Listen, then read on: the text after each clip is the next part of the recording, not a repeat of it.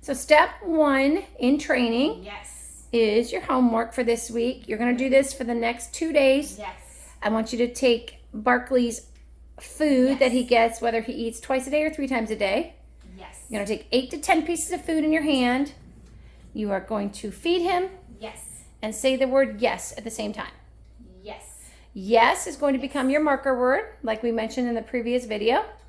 And you need to build up a positive association with that word. Yes. Easiest way to do that is to feed your dog at the same time you're saying that word. Yes.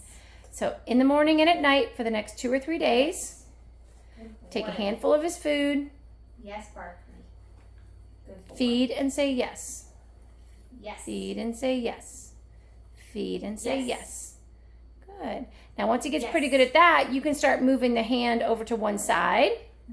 And it's still, now he has to look. Yes. Yes and treat. Gonna do the other side. Look, yes and treat.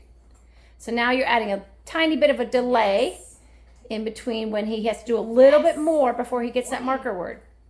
Right? Yes. Good boy. Oh, dropped it. All right. So then after that, we will move on to the 3 parts of communication. But we are going to stop here with the yes word and do this a few times today before we start training. Yes. Good.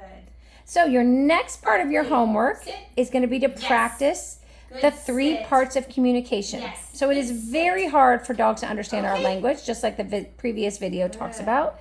So we make it very simple by breaking it down into what do I want my dog to do? Tell my dog when they're doing it right or wrong. And when is your dog done doing that behavior? So you're going to find that we don't do a lot of stays here. We're just going to tell them to sit. Sit means sit no matter what's going on.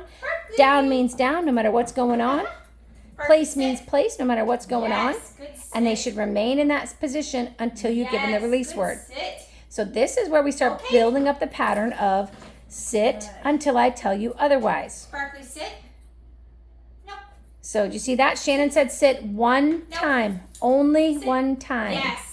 If he didn't do it, she said no. Yes. And gave no reinforcement whatsoever. She didn't talk more. She didn't look more. She didn't touch him.